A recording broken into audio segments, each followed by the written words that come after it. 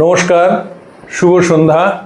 আজকে শনিবার 4 অক্টোবর 2025, বাকচক্রের নতুন পথ চলা বিবেকানন্দ ঘরে ঘরের আজকে 230তম 230th সাপ্তাহিক ধারাবাহিক বক্তৃতামালায় আপনাদের সকলকে সাদর অভ্যর্থনা ও আমন্ত্রণ জানিয়ে আজকের অনুষ্ঠান শুরু করছি। আজকে শুভ বিজয়ের পরে প্রথম শনিবার, তাই বাকচক্রের তরফে সবাইকে আমরা শুভ বিজয়ার সর্বান্তঃকরণে অভ্যর্থনা এবং অভিনন্দন জানাচ্ছি।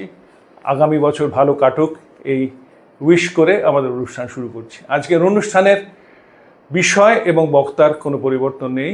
বিষয় স্বামী বিবেকানন্দ এবং বক্তা শ্রী তরুণ গোস্বামী, যার নতুন করে পরিচয় নিষ্প্রয়োজন। সুতরাং অযথা আমাদের এই প্রাককথনে সময় নষ্ট না করে আমাদের পরিচিত যে প্রার্থনা সঙ্গীত যেটা গেয়েছেন বাকচক্রের এই প্রবীণতম সদস্য শ্রী রমেশচন্দ্র বন্দ্যোপাধ্যায়, সেই প্রার্থনা সঙ্গীত শুনে আমাদের অনুষ্ঠান শুরু করছি। নমস্কার।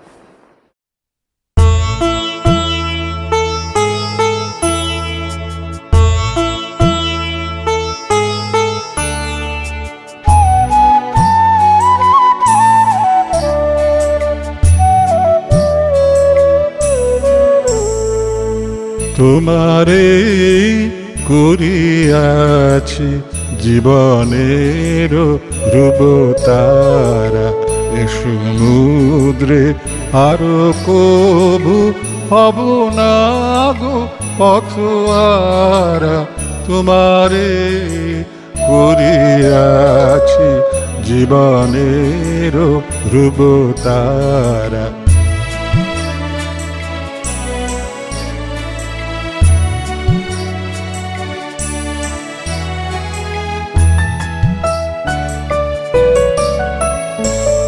যেথায় আমি যাই না গো তুমি প্রকাশিত থাকো। যেথায় আমি যাই না গো তুমি প্রকাশিত থাকো। অকুল নয়ন জলে ঢালো গো কিরণ ধারা। তোমারে করিয়াছি জীবনের ধ্রুবতারা।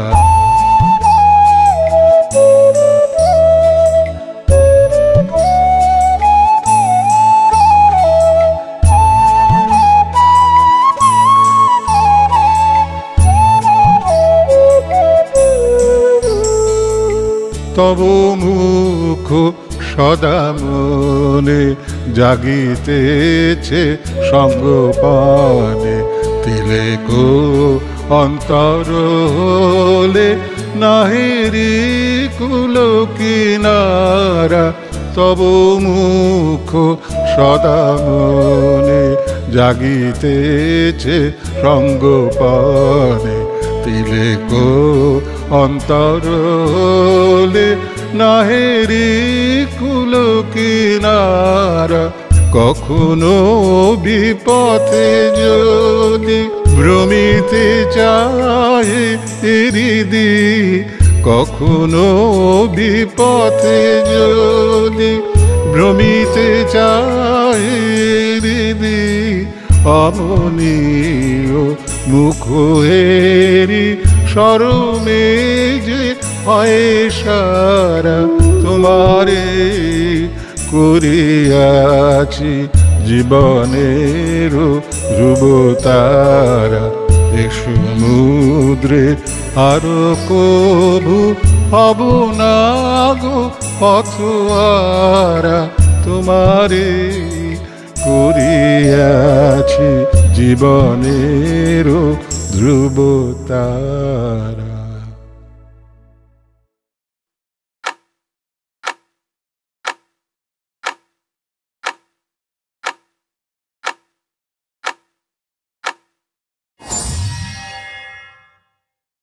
নমস্কার।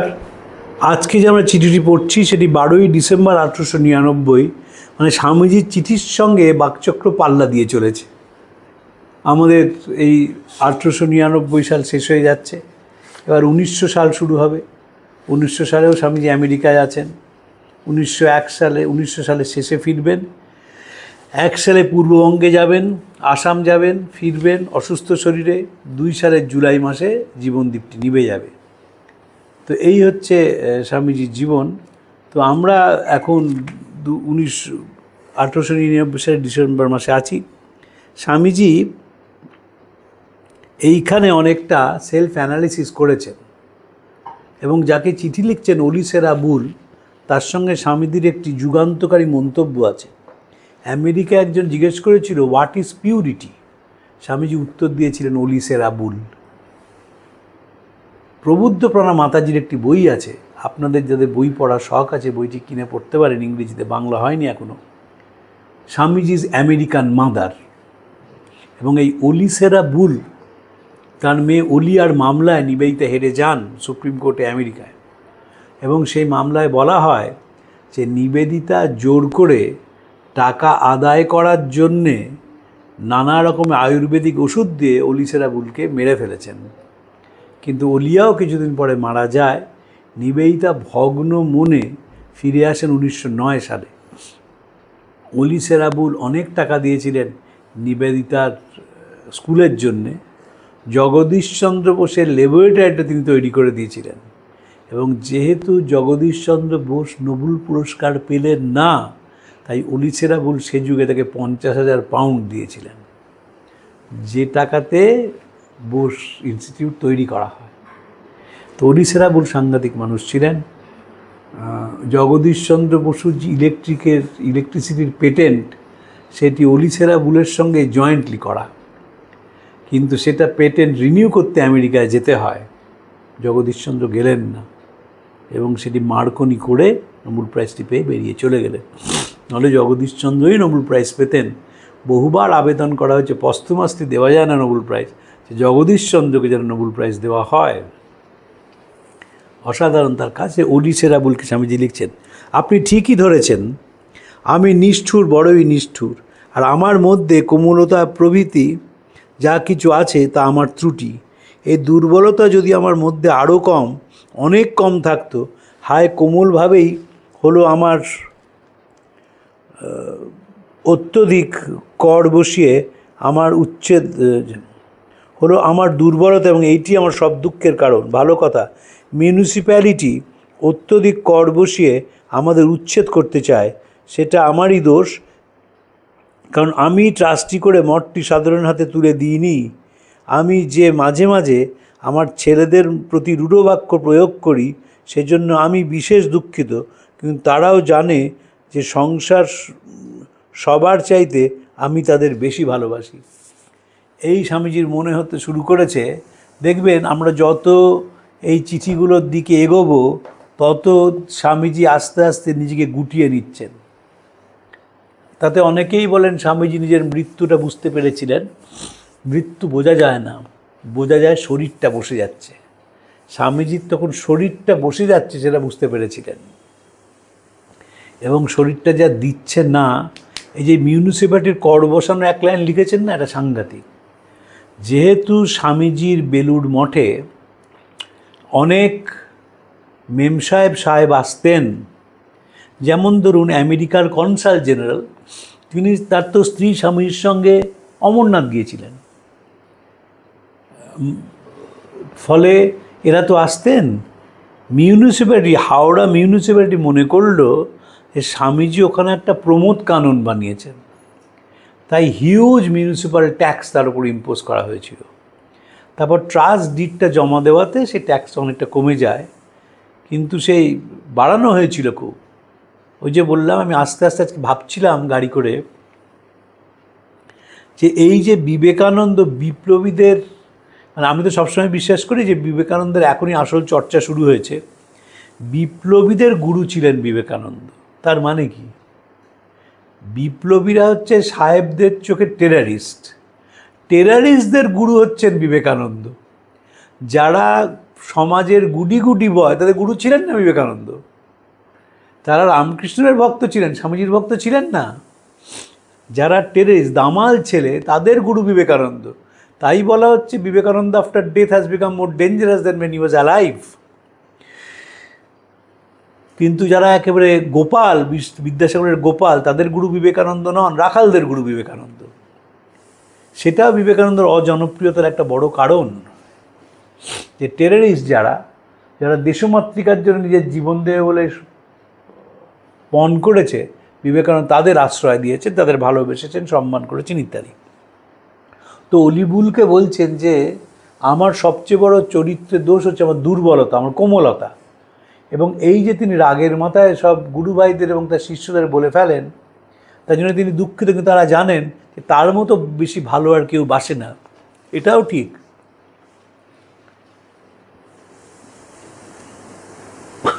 এম.এন. রায় একবার বেলুড় মঠে গিয়েছিলেন। বেলুড় মঠে গিয়ে তিনি তাঁর আত্মজীবনীতে লিখছেন, তিনি স্বামী প্রেমানন্দজিকে জিজ্ঞেস করেন যে আচ্ছা স্বামীজি আপনাদের কেমন ভালোবাসতেন। প্রেমানন্দজি বলেন যে তোরা স্বামীজির ভালোবাসা কি বুঝবি, এই বলে কাঁদতে শুরু করেন।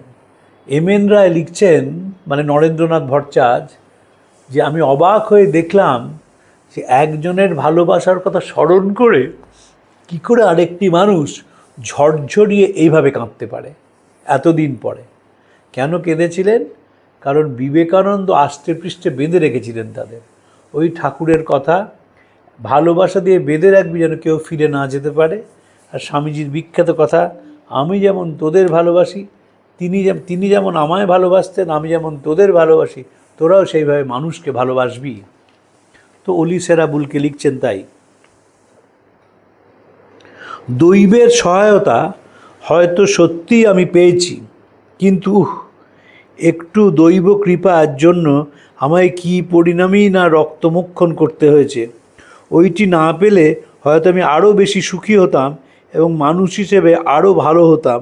বর্তমান অবস্থা অবশ্য খুবই তমসাচ্ছন্ন বলে মনে হয়, তবে আমি নিজে যোদ্ধা, যুদ্ধ করতে করতেই আমার প্রাণ দিতে হবে, হাল ছেড়ে দেওয়া চলবে না। এই জন্যে আমি ছেলেদের ওপর মেজাজ ঠিক রাখতে পারি না। আমি তো তোদের যুদ্ধ করতে ডাকছি না, আমি তাদের আমার যুদ্ধে বাধা না দিতে বলেছি। সাংঘাতিক কথা।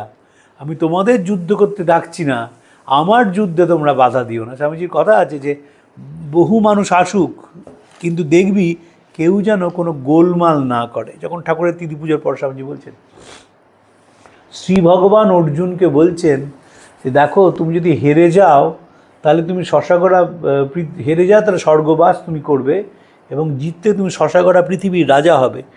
লাভ অলাভ, জয় পরাজয় সব আমাকে সমর্পণ করে তুমি যুদ্ধ করো।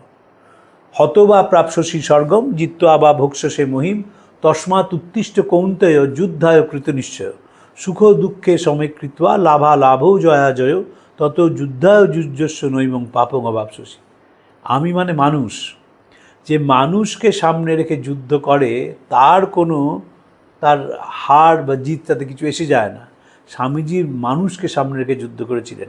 আমি সেই দেবতার পূজারী, অজ্ঞেরা যাকে ভুল করে মানুষ বলে ডাকে। এ কথা তো আর কেউ বলতে পারেননি। I am the servant of that God whom the ignorant by mistake calls man. ভুল করে তারা মানুষ বলে ডাকছে। তাই জন্যে তিনি সকলের উপর মাঝে মাঝে মেজাজ করেন। তিনি কাউকে যুদ্ধক্ষেত্রে অবতীর্ণ হতে বলছেন না, তার যুদ্ধে না কেউ বাধা না দেয়, সেই জন্য তার বিশেষ অনুরোধ। অদৃষ্টের বিরুদ্ধে আমার কোনো অভিযোগ নাই, কিন্তু হায় এখন আমি চাই যে আমার ছেলেদের মধ্যে অন্তত একজন আমার পাশে দাঁড়িয়ে সমস্ত প্রতিকূল অবস্থার সঙ্গে সংগ্রাম করুক।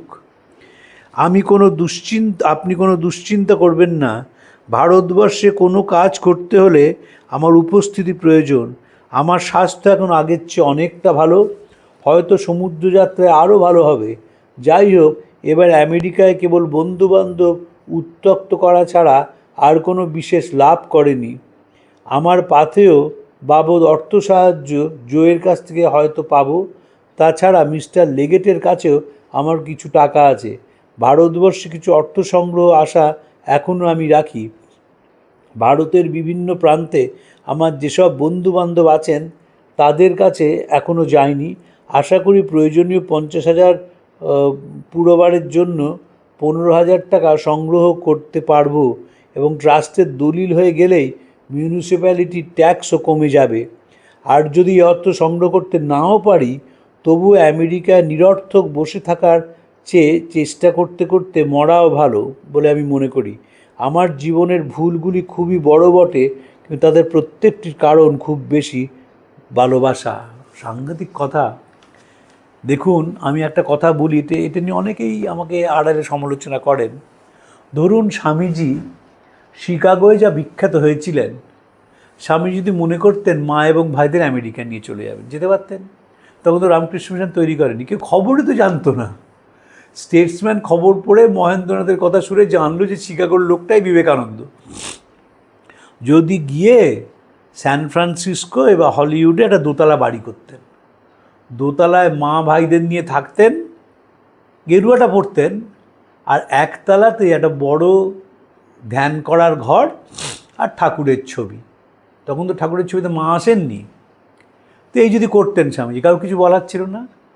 কিন্তু এই ভারতবর্ষের জন্য প্রাণ কাঁদছে, বলছেন আমেরিকায় শুধু শুধু বসে থাকার কোনো মানে নেই, আমাকে দেশে ফিরতেই হবে, কারণ আমার উপস্থিতি সেখানে প্রয়োজন। এবং কি নিদারুণভাবে টাকা জোগাড় করার চেষ্টা করছে যে দলিলটা হয়ে গেলেই মিউনিসিপ্যালিটি ট্যাক্স কমিয়ে দেবে। এবং বেলুড় মঠ কেন? বেলুড় মঠ 4টি সাধু থাকার জায়গা নয়। আপনারা ঠাকুরের পাদপদ্মে কায় মনোবাক্যে প্রার্থনা করুন যে মহাযুগবতার ঠাকুর বহুকাল ধরে এই পুণ্যক্ষেত্রে অবস্থান করে একে সর্বধর্মের এক অপূর্ব সমন্বয় কেন্দ্র করে রাখেন। এই প্রার্থনাটা শুনবেন, যে সর্বধর্মের অপূর্ব সমন্বয় কেন্দ্র করে রাখেন। এখানের উদ্ভিন্ন ছটা জগৎকে প্লাবিত করবে, মানুষের জীবন গতি পাল্টে দেবে। সেই জন্যেই দলিল, সেই জন্যেই মিউনিসিপ্যাল ট্যাক্স কমানো, সেই জন্যেই আমেরিকা থেকে চলে আসে। কাউকে দেখেছেন আমেরিকা থেকে ভারতবর্ষে চলে আসে 2 বছর থেকে আবার আমেরিকায় চলে যায়? কেন সেটা হয়? কারণ ওই বিলাসিতার জীবনে অভ্যস্ত হয়ে যায়, ওখানের সুখ স্বাচ্ছন্দ্যে অভ্যস্ত হয়ে যায়, সেই জন্যে পারে না এসে এখানে থাকতে। তো স্বামী তো 4 বছর ছিলেন পাশ্চাত্যে, কারুর কিচ্ছু বলার ছিল না আমেরিকা থেকে। খুব রেগে যান। অনেকে আমাকে বলে, না এটা আপনি ঠিক বলছেন। এটাই ঠিক, আপনারা আবেগ দিয়ে বিবেকানন্দকে দেখেন, আমি গ্রাউন্ড রিয়েলিটি দিয়ে দেখছি। কিন্তু এই পোড়ার দেশে তিনি এসেছিলেন, অপমান সহ্য করেছিলেন, রক্তাক্ত এবং শরবিদ্ধ হয়েছিলেন, শুধুমাত্র এই দেশটাকে জাগানোর অভিপ্রায়, আর কিচ্ছু ছিল না। ভারতবর্ষ যেন জেগে ওঠে, ভারতবর্ষ যেন পৃথিবীতে জায়গা করে না, কারণ তিনি তার ইঙ্গিতটা বুঝতে পেরেছিলেন। তাই বলছি যে ভারতবর্ষে এই মুহূর্তে কিছু হওয়ার নেই, ভারতবর্ষে কোনো কাজ করতে গেলে লড়াই করতে হয়। ইংরেজিতে বলেছেন, an impenetrable darkness has clouded us all. যেমন একটা মেঘ আচ্ছন্ন করে আমাদের, তেমনি ইমপেনিট্রেবল ডার্কনেস, যার মধ্যে দিয়ে আলো যাবে না, সেই রকম অন্ধকার আমাদের ঘিরে রেখেছে। অন্ধকারটা অজ্ঞানতার, অন্ধকারটা অশিক্ষার, অন্ধকারটা কুসংস্কারের, অন্ধকারটা কুশিক্ষার। এর বাইরে আমরা যেতে পারি না। বুঝতেই তো পারেন, বাঙালি তো বড় বড় কথা বলে, খুবই কালচারালি একটা অ্যাডভান্স রেস। সেই বাঙালি 21 বছর সময় লাগিয়েছিল বিবেকানন্দের সমাধি মন্দির করতে। তার কারণ বিবেকানন্দ কায়েস্তর ছেলে, কালাপানি পার হয়েছেন, ফলে তার মন্দির বানাতে কোনো টাকা দেওয়ার দরকার নেই। এবং সেটা এখনও আছে। আপনি যদি কারুর বাড়িতে বিবেকানন্দের বই ছোট বাচ্চাকে পড়ান, বাড়ির গুরুজনেরা নির্বোধের মতন বলবে, পড়ো না, সন্ন্যাসী হয়ে যাবে। তার মানে আমরা ওটাকে ভয় পাই, আমরা সন্ন্যাসী, তার মানে আমরা ভালো হতে ভয় পাই। আমরা খারাপ হব, আমরা চোর ঠকবাজ বদমাইশ হব, কিন্তু ভালো হব না। তাই বিবেকানন্দের বই পড়লেই বাড়ির গুরুজনরা বলে, সব বই বেশি পড়ো না, সন্ন্যাসী হয়ে যাবে। আরে সন্ন্যাসী হওয়া মানে তো দেশের জন্য প্রাণ। দেশটা তোমার কিছু না, আমাকে আমার মতো থাকতে দাও। বিবেকানন্দ আমাকে আমার মতোর বিরুদ্ধে হেঁটেছিলেন বলেই তিনি ভীষণ অ্যাডভান্সড ইন্ডিভিজুয়াল। এই কানাইলাল দত্তর, আমি সেদিন একটা বই পড়ছিলাম, কানাইলাল দত্তর খুব চোখে হাই পাওয়ারের চশমা ছিল। এবার তো তাকে ফাঁসি দেওয়া হয় আলিপুর মহার মামলায়। তার দাদা তার কাছে চশমাটা চাইতে যান মৃত্যুর 2 দিন আগে, যে তোমাকে তো ফাঁসি দেওয়া হবে, তো তুমি চশমাটা আমাকে দিয়ে দাও, আমরা স্মৃতি হিসেবে বাড়িতে রাখবো। কানাইলাল বলেন, চশমা তো দিতে পারবো না, তার কারণ আমি চশমা ছাড়া দেখতে পাই না। ওই যে ফাঁসির মঞ্চে উঠব, তখন চশমা না থাকার দরুন যদি হোঁচট খেয়ে যায়, তাহলে সাহেব পুলিশ ভাববে আমাদের ভয়েতে হোঁচট খেলো। তাই চশমাটা দেবো না। এবং যখন তাকে শেষ যাত্রায় নিয়ে যাওয়া হচ্ছে, বুকের ওপর সেই চশমা জোড়া রাখা হয়েছিল। ভাবুন যে একটা মানুষ দেশটাকে কোন স্তরে ভালোবাসতে এই কথাটা বলতে পারে, জীবন মৃত্যুর মুখোমুখি হয়। এবং তার প্রেরণা শক্তি ছিলেন বিবেকানন্দ। বিবেকানন্দ বলেছিলেন, no point looking behind, forward forward. Bagha Jatin যখন মারা যাচ্ছেন বুড়িবালামে লড়াইয়ের করার পর হাসপাতালে, তার দেহ দিয়ে 18টা বুলেট লেগেছিল তো গায়ে, দেহ দিয়ে রক্ত বেরোচ্ছে। তিনি বলছিলেন, আমি জানতাম না দেহে এতখানি রক্ত আছে। তো তিনি তো শেষ অবধি আত্মসমর্পণই করতে পারতেন, করেননি তো। ওই মাউজার পিস্তল দিয়ে লড়াই করে গিয়েছিলেন, যে কারণে স্যার চার্লস টেগাট এসে মৃত্যু পথযাত্রী বাঘা যতীনের পাশে মাথার টুপি খুলে তাকে সম্মান জানিয়েছিলেন।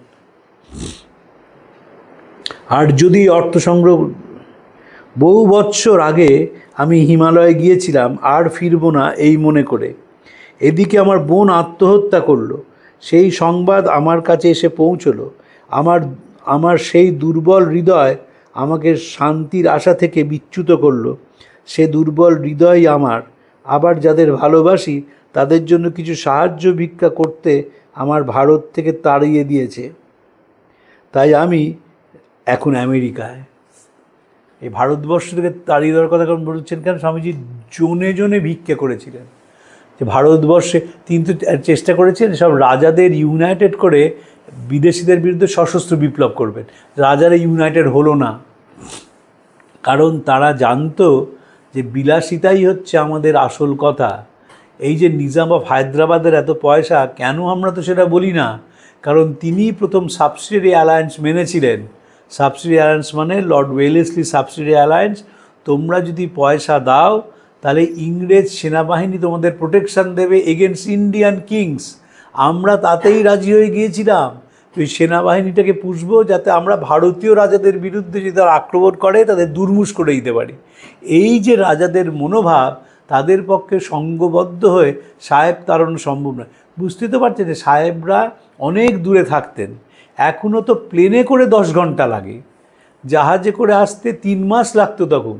তাদের যদি ধরে কচুকাটা করা হতো তাদের কেউ বাঁচাতে আসতো না, কিন্তু আমরা কখনো সঙ্গবদ্ধ ছিলাম না।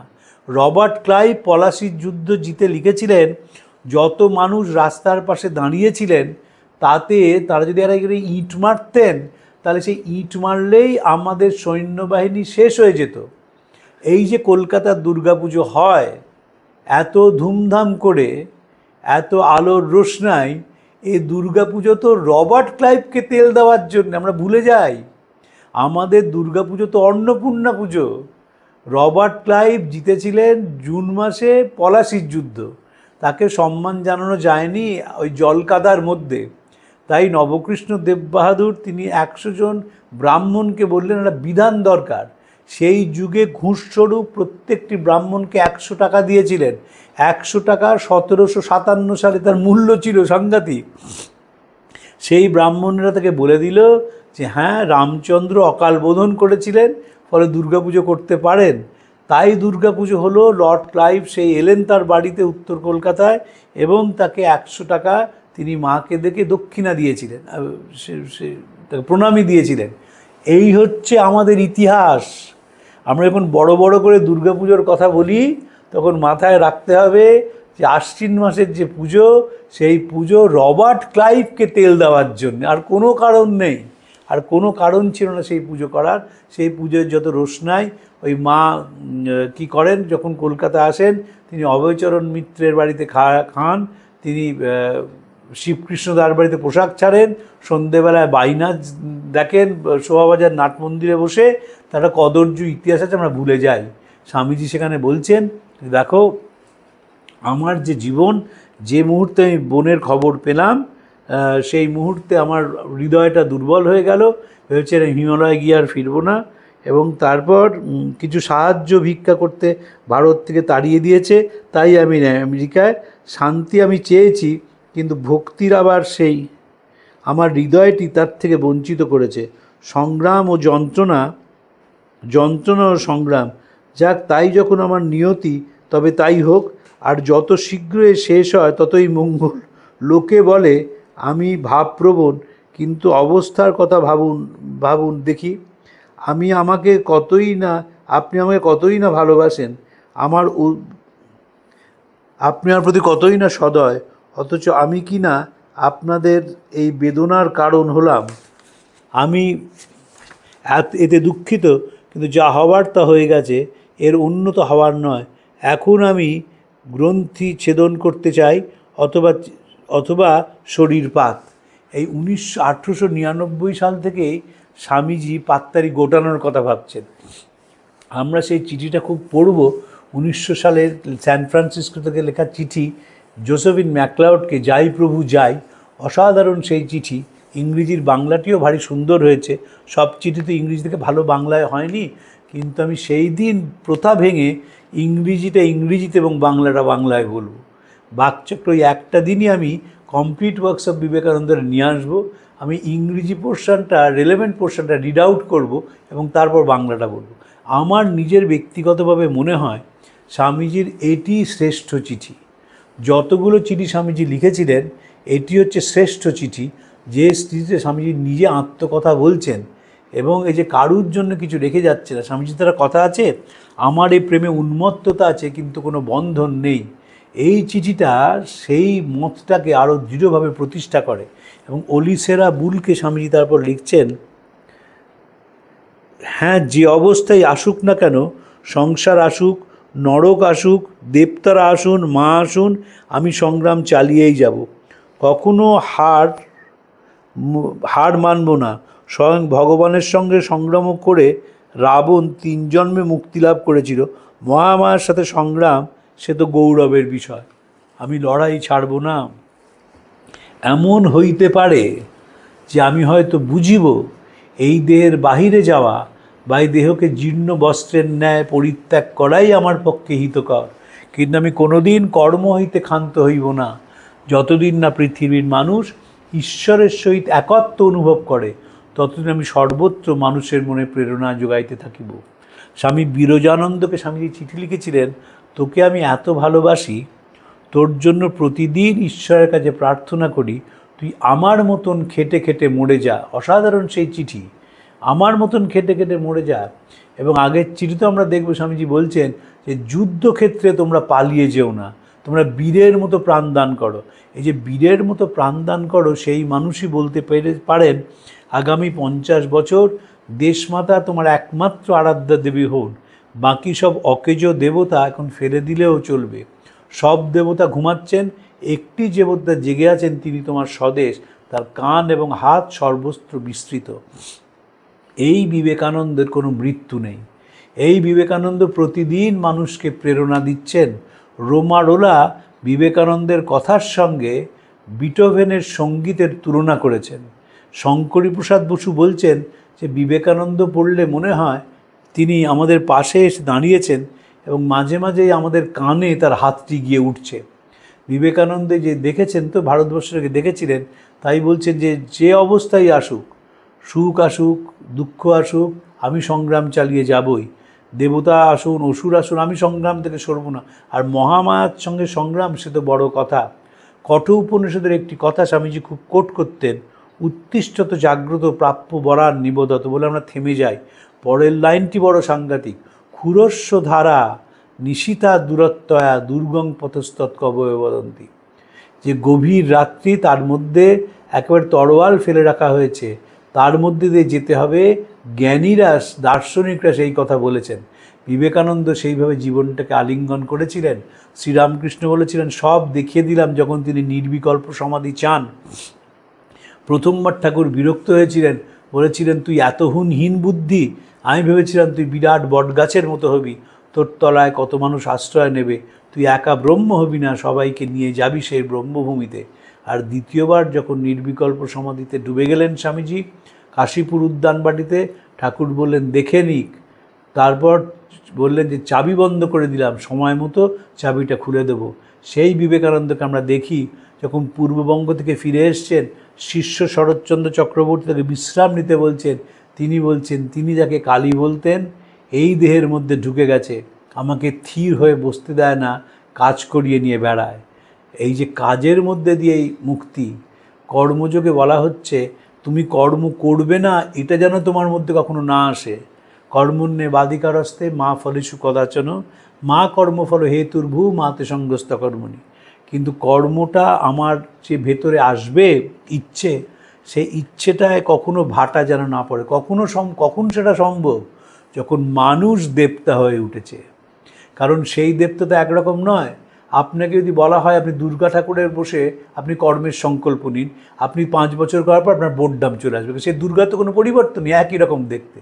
কিন্তু যে নানা বর্ণের, নানা রূপের, নানা গুণের, নানা বিশ্বাসের মানুষ, তাদের জন্য যখন কেউ কর্ম করে তখন সেই মানুষ নতুন করে প্রেরণা পায়। স্বামীজি বলছেন, গরুতে মিথ্যে কথা কয় না, দেলে চুরি করে না, বিগ্রহ ব্যভিচার করে না, তুমি 4 ঘন্টা ঘন্টা নাড়ো, 8 ঘন্টা জপ করো, মধু তাতে কি এসে যায়? ওই যে কাজ মুর্শিদাবাদ কিনে নেওয়া হলো। বলছেন, পড়েছ পিতৃদেব ভব মাতৃদেব ভব, আমি বলি দরিদ্র দেব ভব মূর্খ দেব ভব।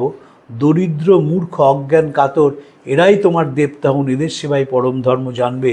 অলি সেরা বুলকে স্বামীজি একটি চিঠিতে লিখেছিলেন, আমি আবার ফিরে আসতে চাই, জন্ম নিতে চাই, যাতে আমি তাদের সেবা করতে পারি। আমার পাপী নারায়ণ, আমার তাপী নারায়ণ, আমার বদমাইশ গুন্ডা লুচ্চা নারায়ণ। এই নারায়ণের সেবার যে একবার আস্বাদন গ্রহণ করে তাকে সরিয়ে রাখা যায় না। কোনো ভয় তাকে ভয় পাওয়াতে পারে না, কোনো সংকট তাকে অন্তরায় হয়ে দাঁড়ায় না। সেই কারণেই আমরা দেখব যে ডক্টর চেলিসেভ স্বামীজির জন্ম শতবর্ষে লিখছেন, like a Rocky cliff protecting a coastal valley from the effects of ill winds and waves, Swami Vivekananda fought selflessly and courageously against the enemies of his motherland. এই দুটো শব্দ খুব ইম্পর্টেন্ট, সেলফলেসলি অ্যান্ড কারেজিয়াসলি।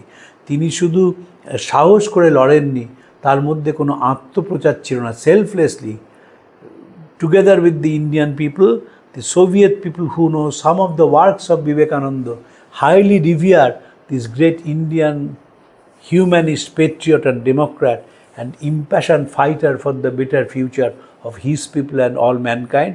যাদের বই পড়ার ইচ্ছা আছে তারা এই বইটি সংগ্রহ করার চেষ্টা করবেন। Swami Vivekananda centenary Memorial volume, এর পাবলিশার হচ্ছে গোলপার্ক রামকৃষ্ণ মিশন। রমেশচন্দ্র মজুমদার, স্বামী লোকেশ্বরানন্দের সম্পাদিত বই। সেখানে চেলিসেভের প্রবন্ধটি আছে, প্রবন্ধটির নাম Swami Vivekananda humanist, patriot and Democrat. যথার্থ মূল্যায়ন তিনি করেছিলেন। যে মানুষটি কর্ম থেকে সরে যান না, যে মানুষটি মৃত্যুকে ভয় পান না, যেদিন শরীর চলে যাবে সেদিনও প্রেমানন্দজির সঙ্গে হেঁটে এখন যেখানে বেলুড় বিদ্যামন্দির হয়েছে সেই জায়গাটি দেখে বলেছিলেন এখানে একটি সংস্কৃত কেন্দ্র হবে এবং সেখানে বেদপাঠ হবে। কেন স্বামীজি বেদপাঠের কথা বলছেন, কেন উপনিষদের কথা বলছেন? কারণ উপনিষদ আমাদের ভয় শূন্য হতে শেখায়। স্বামীজি বলছেন, কাপুরুষ মোড়ে কৃমিকীট হয়ে জন্মায়, শত জন্মেও তার মুক্তি লাভ হয় না। তাই ভয় শূন্য হও, এগিয়ে যাও, তুড়ি বাজাও, ভেরি বাজাও, ব্যান্ড বাজাও, এগিয়ে যাও। তিনি আসছেন যে তাঁর সেবা করবে, না না তাঁর সেবা নয়, গরিব গুরব কীট পতঙ্গ পর্যন্ত তাদের মধ্যে তিনি আসবেন। তাদের বুকে মহাশক্তি মহামায়া বসবেন, মুখে সরস্বতী বসবেন। আর যে নাস্তিক, অবিশ্বাসী, নরাধম, বিলাসী, তারা আমাদের ঘরে কি করছে? তারা এই বেলা ভালোই ভালোই চলে যাক। আজকে এই অবধি রইল, আবার সামনের দিন আরেকটি অধ্যায় নিয়ে আমরা আলোচনা করব। প্রাণারাম প্রাণারাম প্রাণারাম প্রাণারাম প্রাণারাম প্রাণারাম। কি যেন লুকানো নামে তাই মিষ্ট এত তব নাম প্রাণারাম প্রাণ